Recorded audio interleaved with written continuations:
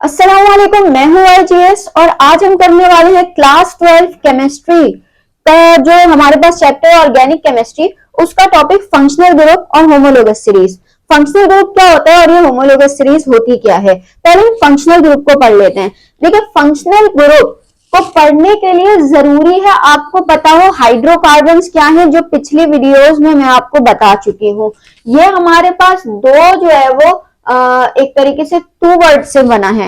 Hydro जिसे water कहते हैं, कार्बन यानी कि हमारे पास कार्बन, वाटर में हमारे पास हाइड्रोजन और ऑक्सीजन होता है, और यानी कि हमारे पास कार्बन, हाइड्रोजन एंड ऑक्सीजन से जो मिलकर कंपाउंड्स बनते हैं वो हाइड्रोकार्बन्स कहलाते हैं। ठीक है भाई, इनके जो भी डेरिवेटिव्स होते हैं यानी ऐसे कंपाउंड्स जो कि हाइड्रोकार्बन से बने हुए होते हैं उनमें कुछ एडिशंस हुई भी होती है और वो डेरिवेटिव बेसिकली फंक्शनल ग्रुप से ही बनते हैं। तो वो क्या है बेसिकली, अब आते हैं। अच्छा, हाइड्रोकार्बन्स में हमारे पास तीन किस्म के हाइड्रोकार्बन्स होते हैं, ये भी याद रख लें। अल्केन, क्योंकि फंक्शनल ग्रुप के लिए जरूरी है कि ये इंफॉर्मेशन आपके पास हो। अल्कीन और अल्काइन, इन सब में फर्क क्या है अगर देखें, पहले वर्ड्स में फर्क पड़ते हैं। अल्केन में आता है ए, अल्कीन में ई और अल्काइन में वाई। अल्फाबेटिकली भी देखें अगर तो हमारे पास पहले ए आता है, फिर ई आता है और फिर जो है वो हमारे पास वाई आता है। तो अल्केन में होते हैं जो कि सिंगल बॉन्ड कंपाउंड होते हैं, यानी जिसमें कार्बन और कार्बन के दरमियान जो बॉन्ड होता है वो सिंगल होता है, जबकि अल्कीन में डबल बॉन्ड होता है और अल्काइन में ट्रिपल बॉन्ड होता है। अभी फंक्शनल ग्रुप को समझने के लिए सिर्फ अल्केन को समझें। जैसे मेरे पास एक जो है वो क्या है, कार्बन का कंपाउंड है जिसके साथ 4 हाइड्रोजन जो है वो जुड़ी हुई है। और वो कैसे जुड़ी हुई होती है आपको पता है, कार्बन की वैलेंसी होती है 4, एक हाइड्रोजन ये जुड़ी हुई, एक ये जुड़ी हुई, एक ये जुड़ी हुई, एक ये जुड़ी हुई। ठीक है भाई, स्ट्रक्चरल फॉर्मूला कहलाता है जिसको हम CH4 मीथेन लिखते हैं। इसी तरह मैं एक और भी बना रही हूँ जो मेरे पास 1 2 3 4 एक और कार्बन, 1 2 3 4। अब इसमें क्या होगा, ये हाइड्रोजन के साथ सारी वैलेंसी जुड़ी हुई है, सिर्फ और सिर्फ 2 कार्बन के दरमियान एक एक बॉन्ड कार्बन का है, यानी कि ये बॉन्ड कार्बन का है, बाकी 3 हाइड्रोजन, जिसे हम अगर मॉलिक्यूलर फॉर्म में लिखे तो लिखते हैं C2H6 इथेन। ये हो गया CH4 मीथेन। ठीक है भाई, फिर डबल बॉन्ड आता है अगर बीच में कहीं, इसमें तो नहीं आ सकता डबल बॉन्ड। कार्बन कार्बन के बीच में जब डबल बॉन्ड आ जाए तो वो अल्कीन होता है, और कार्बन कार्बन के बीच में अगर ट्रिपल बॉन्ड आ जाए तो अल्काइन होता है। और ऑब्वियसली कार्बन के पास 4 ही वैलेंसीज होती हैं, तो अगर डबल बॉन्ड आता है तो इसका मतलब कि एक हाइड्रोजन रिड्यूस हो जाएगी, और अगर ट्रिपल बॉन्ड आता है तो इसका मतलब कि 2 हाइड्रोजन रिड्यूस हो जाएंगी।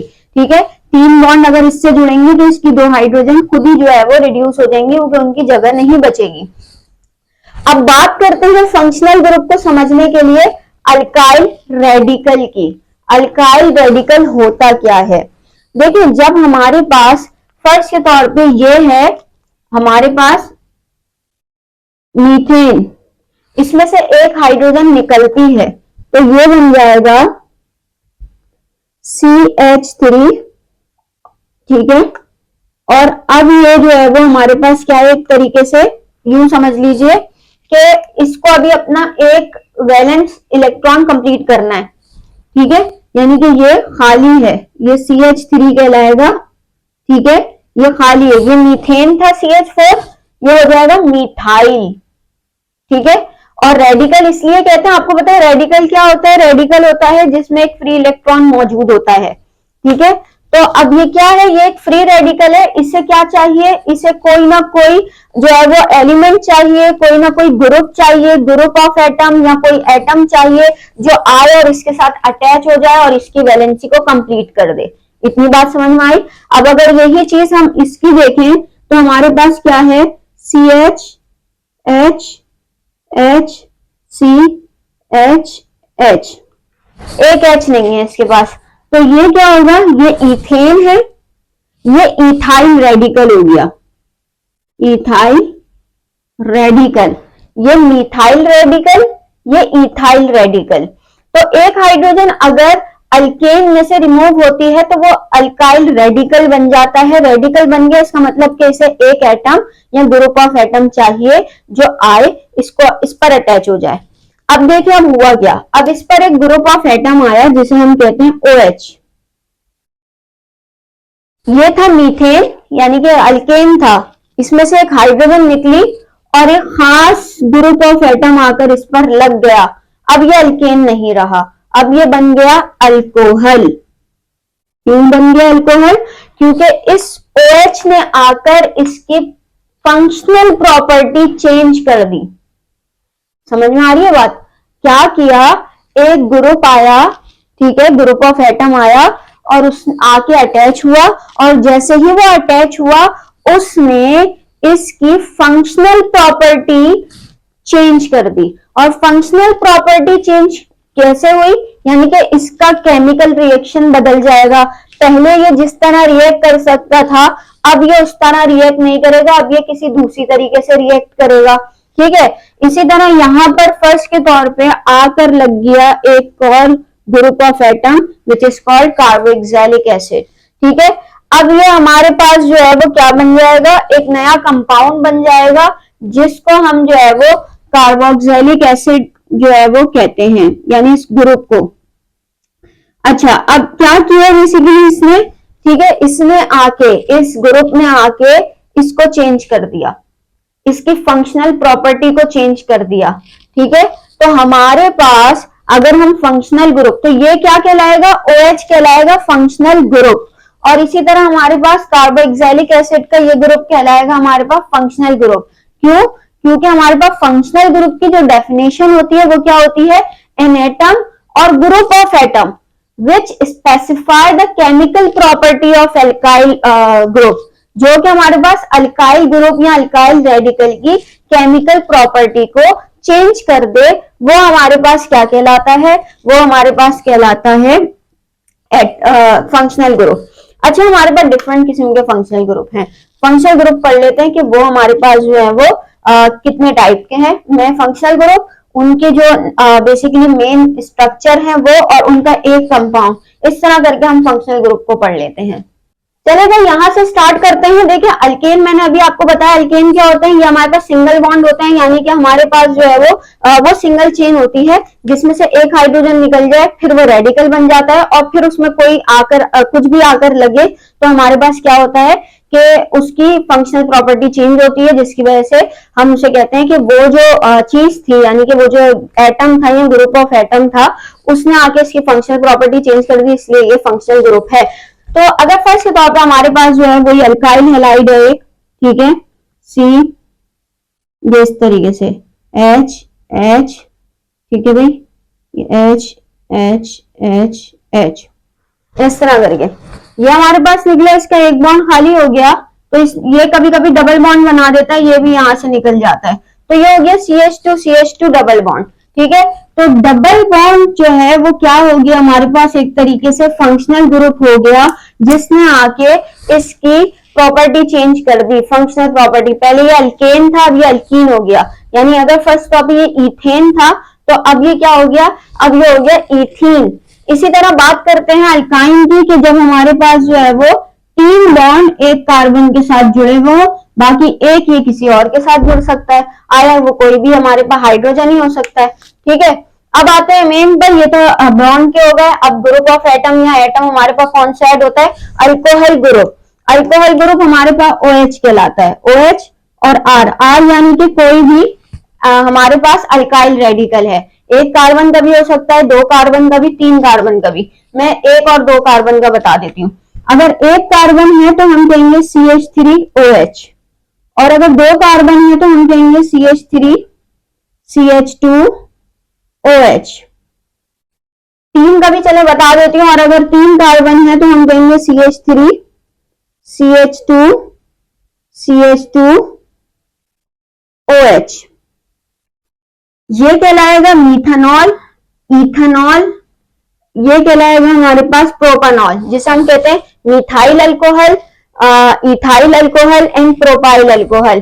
तो इसमें OH जो है वो बेसिकली इसका क्या है, फंक्शनल ग्रुप है, इसका स्ट्रक्चर जो है वो हम इसको OH से शो करते हैं। अमाइन क्या होता है, NH2, और ये रेडिकल आ गया। अब वो ये एक कार्बन के साथ लगा हो, दो कार्बन के साथ NH2 लगा हो, या तीन के साथ लगा हो, ठीक है।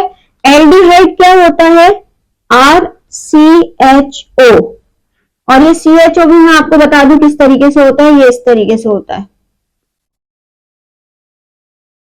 और इसको भी मैं आपको बता दूं, ये होता है NH, और यहां से जो है वो रेडिकल जुड़ा हुआ होता है, इस तरह यहां से कोई सा भी रेडिकल जुड़ सकता है। अल्कोहल में O जो है H के साथ होता है। फिर आता है हमारे पास कार्बोक्सिलिक एसिड। कार्बोक्सिलिक एसिड यानी कि R रेडिकल जुड़ा हुआ होता है COOH के साथ, और ये COOH किस तरीके से जुड़ा हुआ होता है, तो ये दो कार्बन के दो बॉन्ड यहाँ, एक बॉन्ड इस O के साथ और H के साथ, इस ऑक्सीजन का, क्योंकि ऑक्सीजन की दो वैलेंसीज होती हैं। फिर हमारे पास आता है कीटोन। कीटोन क्या है, कीटोन हमारे पास सेंट्रल फंक्शनल ग्रुप है। सेंट्रल फंक्शनल ग्रुप से क्या मुराद है, रेडिकल चेन होती है, कार्बन होता है जिसके साथ ये हमारे पास है, और साथ में यहाँ पर भी रेडिकल, यानी कि इन शॉर्ट अगर देखें तो हमारे पास ये जो है वो डबल बॉन्ड के साथ ऑक्सीजन है, और ये हमारे पास R है। अब R तो यहाँ नहीं लिख रही है क्योंकि यहाँ लिख दिया, यहाँ मैंने स्ट्रक्चरल फॉर्मूला बताया आपको कि ये इस तरीके से कीटोन जो है वो आता है। इसके अलावा भी हमारे पास और भी होते हैं। कीटोन के बाद हमारे पास आता है ईस्टर आता है। ईस्टर क्या है, ईस्टर कार्बोक्सिलिक एसिड से निकला है। H जो है ये भी सेंट्रल होता है, ईस्टर सेंट्रल होता है। अच्छा सेंट्रल टर्मिनल बता दूं, ये सेंट्रल भी हो सकता है, टर्मिनल भी हो सकता है, यानी ये चेन के सेंटर में भी आके लग सकता है, किसी सेंटर कार्बन के साथ जुड़ जाए, और ये टर्मिनल पर भी आके लग सकता है। NH2 का भी यही हमारे पास वैसे टर्मिनल पर आके लगता है। एल्डिहाइड टोटल टर्मिनल है, ये सेंटर पर आकर नहीं लग सकता, ठीक है। कार्बोक्सिलिक एसिड भी टर्मिनल है, ये हमारे पास जो है वो बीच में आकर नहीं लग सकता। फिर अगर बात करें कीटोन की, तो कीटोन हमारे पास सेंट्रल है, ये टर्मिनल नहीं हो सकता। ईस्टर भी हमारे पास सेंट्रल है, और वो कैसे होता है, RCOOR, ठीक है, और ये इस तरीके से होता है COO, यानी यहां भी एक वैलेंसी खाली होती है, रेडिकल जुड़ जाता है, यहाँ भी एक वैलेंसी खाली होती है, रेडिकल जुड़ जाता है। ये ईस्टर है जो कि कार्बोक्सिलिक एसिड से ड्राइव होता है, ठीक है भाई। फिर उसके बाद हमारे पास आता है ईथर। ईथर क्या होता है हमारे पास, ईथर हमारे पास होता है जस्ट ऑक्सीजन, यहाँ रेडिकल जुड़ा हुआ है, यहाँ radical, it's also a central functional group, यहाँ भी रेडिकल, दोनों तरफ रेडिकल होते हैं, और फिर हमारे पास इस तरीके से O लिखा हुआ होता है, ठीक है। इन शॉर्ट हम इसे यू भी शो करते हैं। तो ये हमारे पास इस तरीके से मौजूद होते हैं। तो ये फंक्शनल ग्रुप है, और जैसे जैसे इसके नॉमेनक्लेचर करेंगे और हम इसको डिटेल में पढ़ लेंगे। अब हम बात करते हैं किसकी, होमोलोगस सीरीज की, कि होमोलोगस सीरीज क्या होती है। होमोलोगस सीरीज किसे कहते हैं, a series of organic compound in which the various member have similar structural features but different from each other, यानी कि ये हमारे पास एक सीरीज ऑफ ऑर्गेनिक कंपाउंड है जिसमें काफी सारे मेंबर्स होते हैं उसमें, और जिसके स्ट्रक्चरल फीचर तो सेम होते हैं, यानी कि उसमें सेम फंक्शनल ग्रुप होता है, ठीक है, लेकिन वो डिफर होते हैं फ्रॉम ईच अदर, एक दूसरे से अलग होते हैं। जैसे फर्स्ट तौर पर अभी हमने बहुत सारे फंक्शनल ग्रुप पढ़े, उन सब फंक्शनल ग्रुप की होमोलोगस सीरीज है, और वो होमोलोगस सीरीज जो है वो बेसिकली हमारे पास वेरी करती है फ्रॉम CH2 ग्रुप। जैसे फर्स्ट के तौर पे एक हमारे पास है CH4, ये मैं सिंपल अल्केन की होमोलोगस सीरीज बता रही हूँ, CH3 CH3, फिर आ गया CH3 CH2 CH3 CH3, carbon बढ़ते रहेंगे बस,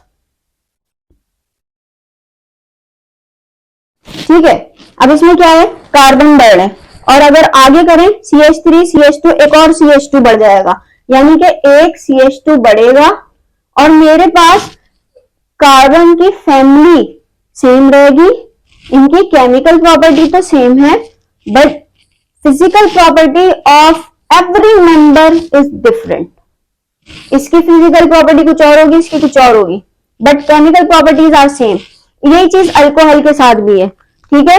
कोई सा भी फंक्शनल ग्रुप, अल्कोहल बोल दें या कुछ और भी है, CH3OH, ठीक है, CH3 CH2OH, CH3 CH2 CH2OH, CH3 CH2 CH2 CH2 CH2OH। अभी दोनों सब में डिफरेंस क्या है, इसमें एक CH2 ज्यादा है, इसमें इससे एक CH2 ज्यादा है, और इसमें इससे एक CH2 ज्यादा है, यानी कि एक CH2 बढ़ेगा हमारे पास सीरीज चेंज हो जाएगी, यानी कि हमारे पास एक CH2 बढ़ेगा तो हमारे पास कंपाउंड चेंज हो जाएगा, केमिकल प्रॉपर्टी सेम रहेगी, फिजिकल प्रॉपर्टी चेंज हो जाएगी, ठीक है। यानी कि एक मेंबर बढ़ता रहता है, एक CH2 जो ग्रुप ऑफ एटम है वो इंक्रीज होता रहता है, और ये होमोलोगस सीरीज कहलाती है। होमो का मतलब ही सेम होता है, homologous series same series. Alcohol की सीरीज काउंट वाइज चलेगी, एक कार्बन, दो कार्बन, तीन कार्बन। कार्बोक्सिलिक एसिड की अपनी सीरीज होती है होमोलोगस सीरीज, अमाइन की अलग अपनी होमोलोगस सीरीज होती है। इस तरह हर फंक्शन ग्रुप की अपनी अपनी अलग होमोलोगस सीरीज होती है। आई होप कि आपको ये लेक्चर समझ में आया होगा। लेक्चर समझ में आया तो कमेंट में अपना फीडबैक जरूर दीजिएगा, पढ़ाई पर फोकस करते रहिएगा और अपना ख्याल रखिएगा। Thank you.